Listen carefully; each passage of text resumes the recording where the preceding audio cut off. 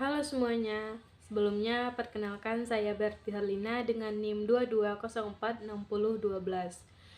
Dalam video kali ini, saya akan membahas tentang materi Super Semar dari mata kuliah Media dan Multimedia Pembelajaran Sejarah sesi 051. Nah, mari kita membahas tentang Super Semar 1966.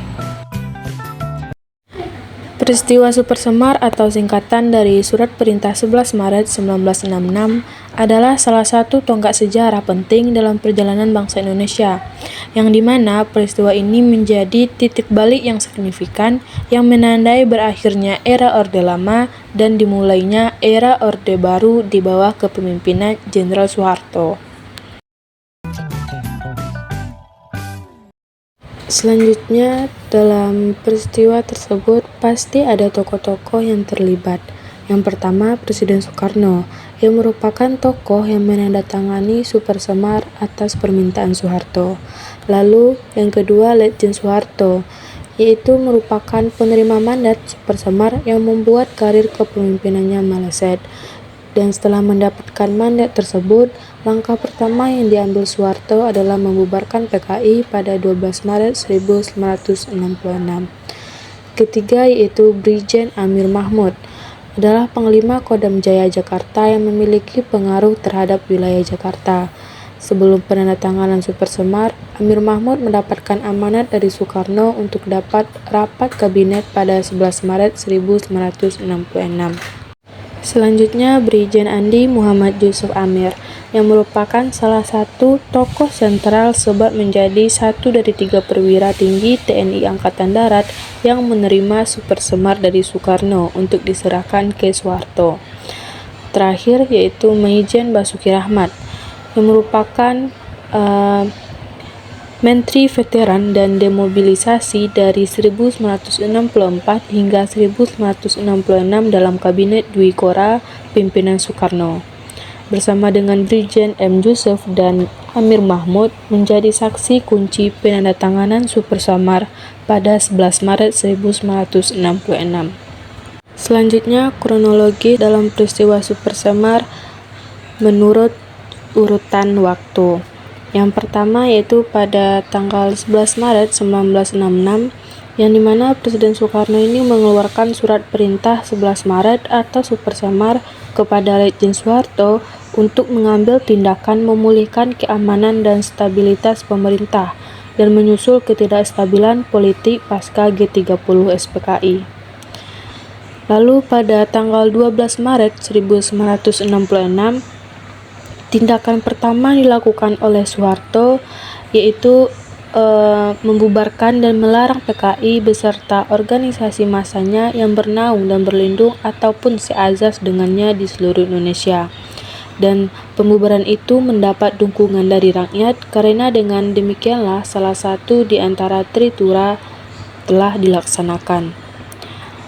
Lalu pada tanggal 7 sampai 12 Maret 1967, MPR secara resmi mengangkat Soeharto sebagai Presiden Republik Indonesia yang kedua. Super Semar dikeluarkan sebagai upaya untuk memulihkan keamanan, ketertiban, dan stabilitas pemerintah, serta mengembalikan kewibawaan pimpinan tinggi Indonesia. Super Semar dianggap sebagai tonggak lahirnya pemerintahan Orde Baru. Selanjutnya, sebab dan akibat dari peristiwa Super Semar 1966.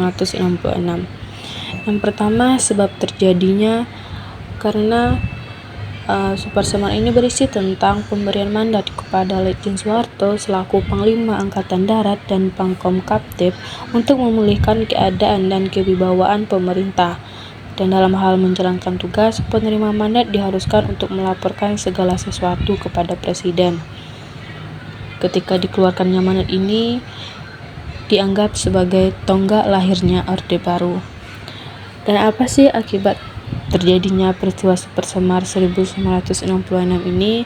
Adalah untuk mengatasi krisis politik yang memuncak pada tanggal 11 Maret 1966 dan Soekarno pun mengadakan sidang kabinet untuk membubarkan PKI. Selanjutnya, interpretasi dari peristiwa Super Semar 1966. Yang pertama, adanya peralihan kekuasaan yang sah. Yang dimana di sini Super Semar memberikan mandat kepada Soeharto untuk mengambil tindakan yang dianggap perlu. Proses peralihan kekuasaan ini berlangsung dalam situasi yang sangat tidak stabil dan penuh dengan tekanan. Lalu yang kedua, yaitu kudeta kekuasaan. Soeharto dengan memanfaatkan situasi yang ada secara bertahap mengambil alih kekuasaan dari Soekarno, dan proses ini tidak melalui mekanisme yang jelas meskipun ada unsur paksaan dan manipulasi. Ketiga, upaya pemulihan keamanan dan ketertiban.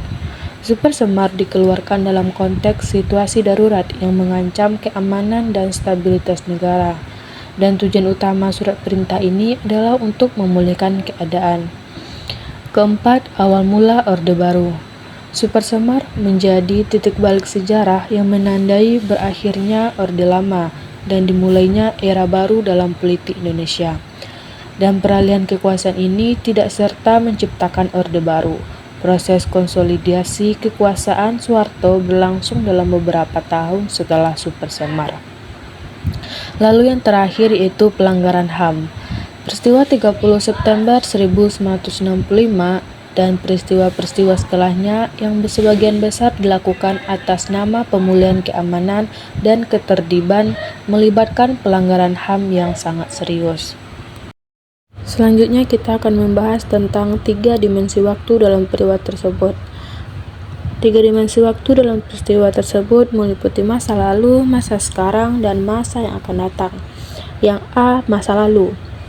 Terjadinya G30 SPKI yang menjadi latar belakang utama terjadinya Super Semar, pemberontakan yang dilakukan oleh sekelompok anggota Partai Komunis Indonesia atau PKI yang menciptakan kekacauan dan ketidakstabilan politik.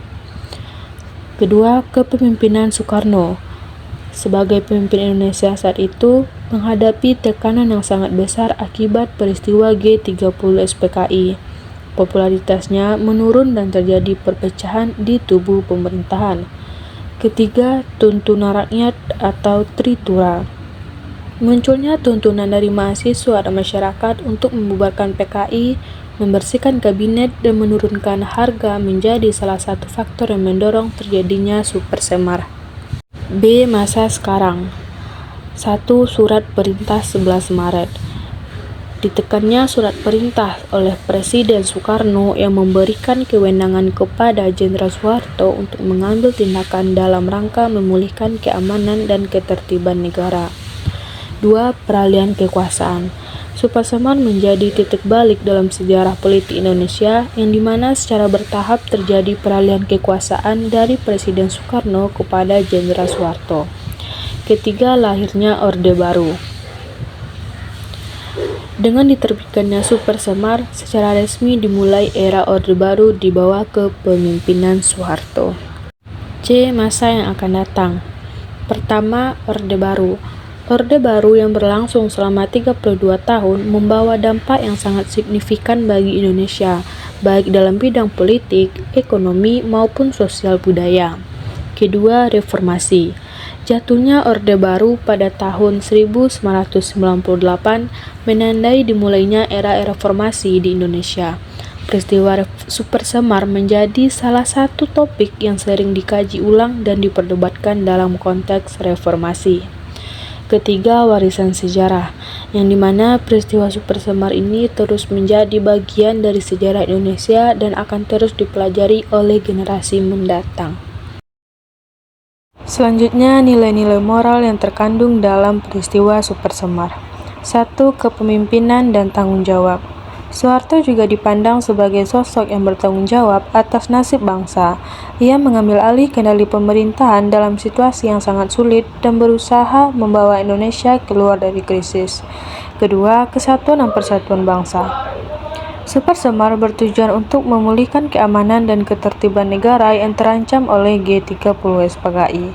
3. Kestabilan politik, yang dimana Super Semar ini dianggap sebagai berhasilnya menciptakan stabilitas politik yang relatif lama di Indonesia, yaitu Orde Baru. Keempat, pemulihan keamanan dan ketertiban. Tujuan utama Super Semar adalah untuk memulihkan keamanan dan ketertiban negara yang terganggu oleh G30 SPKI. Selanjutnya ada beberapa studi literatur atau rujukan referensi yang saya gunakan.